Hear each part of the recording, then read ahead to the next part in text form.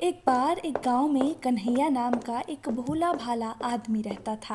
कन्हैया का उसी गांव में एक छोटा सा घर था। घर में वो और उसकी पत्नी और एक छोटा सा बच्चा रहता था, जो उसकी पत्नी को अभी अभी कुछ दिन पहले ही हुआ था। कन्हैया के पास जमीन तो खूब सारी थी, पर वो सारी जमीन बंजर थी। उस जमीन पर कोई भी फसल नहीं हो पाती थी, जिस कारण वो अपना घर चलाने के लिए एक मुनीम जी के घर पर काम करता था। भाग्यवान, ओ भाग्यवान, आज मुझे मुनीम जी के पास बहुत सारा काम है। आज मुनीम जी का अनाज बाहर से बिकने को आएगा। मैं आज खाना खाने नहीं आ पाऊंगा, तो तुम आज मेरा खाना किसी के हाथों मुनीम जी के घर पहुंचवा देना। फिर कन्हैया मुनीम जी के घर पर काम के लिए निकल जाता है। आज तो कोई नज़र ही नहीं आ रहा है जिसके हाथ में ये खाना पहुंचा सकूं। लगता है आज मुझे ही खाना देने जाना होगा। कन्हैया की पत्नी कन्हैया को खाना देने के लिए मुनीम जी के घर के लिए निकल जाती है, मगर रास्ते में उसे एक सांप काट लेता है। अरे ये किसने काट लिया? कितना दर्द हो रहा है। सांप काटते ही वो जमीन पर गिर जाती है और वहां पर खूब सारी भीड़ इकट्ठा हो जाती है।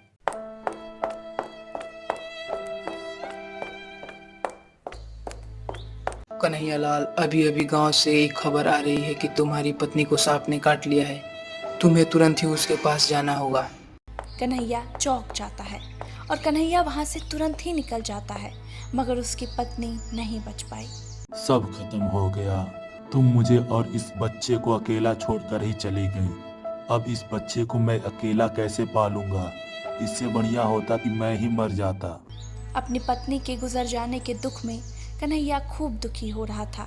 कुछ सालों बाद कन्हैया के जीवन में खुशी का माहौल बनता है। राजेश बेटा अब तक खूब बड़ा हो चुका था और उसकी बिजली विभाग में सरकारी नौकरी लग चुकी थी। आज बेटा तुझे लड़की वाले देखने आ रहे हैं। आइए आइए, आपका स्वागत है मेरे इस छोटे से घर में। राजेश को लड़की वाले देखने के लिए आते हैं और राजेश का रिश्ता नंदिनी के साथ पक्का हो जाता है। फिर कन्हैया अपने बेटे की शादी बड़े ही धूमधाम से करता है। फिर शादी के कुछ दिन बाद नंदिनी, ये लो पैसे, जाकर अलमारी में रख देना। अरे बाप रे बाप, इतने सारे पैसे! बेटा राजेश, तू इतने सारे पैसे कहाँ से लाया? तेरी तो इतनी तनख्वाह भी नहीं है। अरे पिताजी, यह तनख्वाह नहीं है। अब मैं इससे कैसे समझाऊं? पिताजी, इसे अंग्रेजी में कमीशन कहते हैं।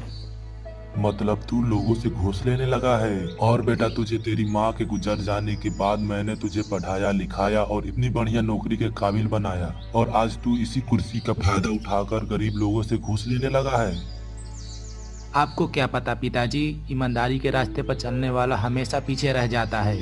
आजकल जो ईमानदारी के रास्ते पर चलता है वो हमेशा पीछे ही रहता है। ईमानदारी पर चलेंगे तो धीरे धीरे आगे बढ़ेंगे। अगर थोड़ी बहुत घूस खाकर आगे बढ़ेंगे तो बहुत जल्दी आगे बढ़ जाएंगे पिताजी।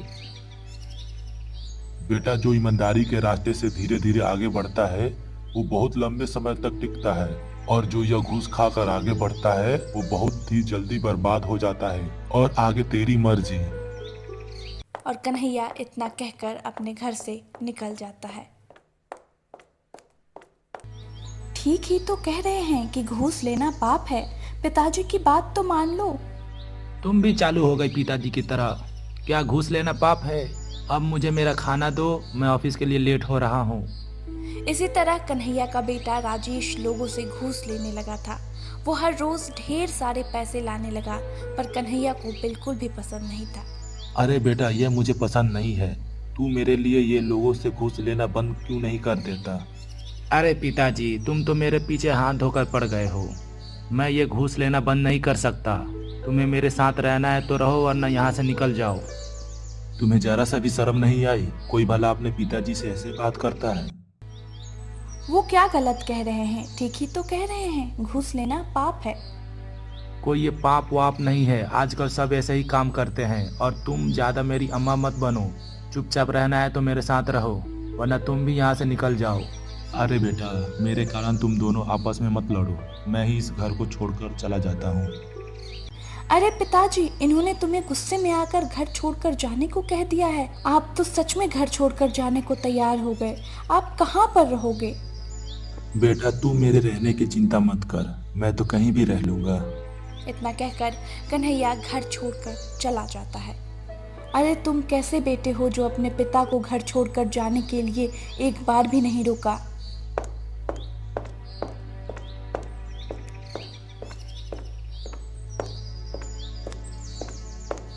कन्हैया अपना घर छोड़कर मुनीम जी के घर पर जाता है। क्या हुआ कन्हैया, आज तुम समय से पहले यहाँ आ गए? और कन्हैया मुनीम जी को अपने बेटे की सारी बात बता देता है। अरे बाप रे बाप, तुम्हारे बेटे ने तो तुम्हें घर से निकाल दिया। यह तो उसने बहुत गलत किया कन्हैया। तुम चिंता मत करो, आज से तुम मेरे साथ ही हवेली में रहोगे। नहीं मुनीम जी, मैं तो मेरे खेत में ही रह लूंगा। कन्हैया तुम यहाँ पर कैसे रह पाओगे? मुनीम जी मैं वहाँ आराम से रह लूंगा।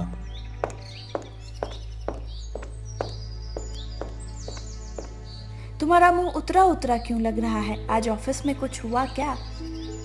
हाँ भाग्यवान, मैं आज लोगों से घूस लेता हुआ पकड़ा गया और अब मुझे अपनी नौकरी से भी निकाल दिया गया। और मैंने जितना भी घूस लिया उसको सरकार को वापस देना होगा।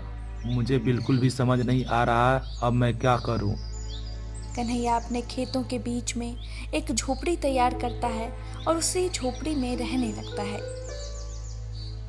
मुनीम जी कन्हैया से मिलने उसके झोपड़ी पर जाते हैं। अरे मुनीम जी, आज आप यहाँ मेरे झोपड़ी में कैसे आना हुआ, बताइए। अरे कन्हैया लाल, तुम्हारे लिए एक खुशखबरी है। अरे जो तुम्हारी बंजर जमीन थी वह एक फैक्ट्री निर्माण के काम के लिए खरीदा जा रहा है, पूरे 5 लाख रुपए में। क्या कहा? 5 लाख रुपए? मुनीम जी मुझे तो आपकी बातों पर विश्वास ही नहीं हो रहा है। अरे मेरी बात पर भरोसा करो, मैं सच कह रहा हूँ। तुम्हारी बात ऊपर वाले ने सुन ली। कन्हैया अपने बंजर जमीन को देखकर उसी गांव में जमीन के पैसे से एक बढ़िया सा घर बनवा लेता है और उधर सरकार द्वारा पैसे लेने के बावजूद सरकार उनका घर भी जब्त कर लेती है, जिस कारण राजेश और नंदिनी को घर खाली करके जाना पड़ता है। आज तुम्हारे लालच के चक्कर में पिताजी भी घर छोड़कर चले गए और आज हमें भी घर से बेघर होना पड़ रहा है तुम्हारे लालच के चक्कर में। आओ राजेश बेटा, अब तो तुम्हारे पिता लखपति बन गए। तुम यह खबर सुनकर आए हो ना?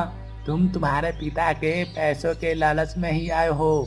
यह कन्हैया तुम्हारी माँ के जाने के बाद खूब पढ़ा लिखा कर बड़ा किया और तुमने उसे ही घर से निकाल दिया, और ये करते हुए तुम्हें बिल्कुल भी शर्म नहीं आई। अरे मुनीम जी अब छोड़ो उसे, वो अभी बच्चा है, उससे एक छोटी सी गलती हो गई है। पिताजी मुझे माफ़ कर दो, मुझसे गलती हो गई और आपकी बात ना मानने के कारण आज मेरे हाथ से नौकरी भी चली गई। कोई बात नहीं बेटा, मैंने कहा था ना, मैंने कोई ईमानदारी के रास्ते पर चलते हुए खूब आगे बढ़ोगे। अब देख लिया ना ईमानदारी के रास्ते का फायदा।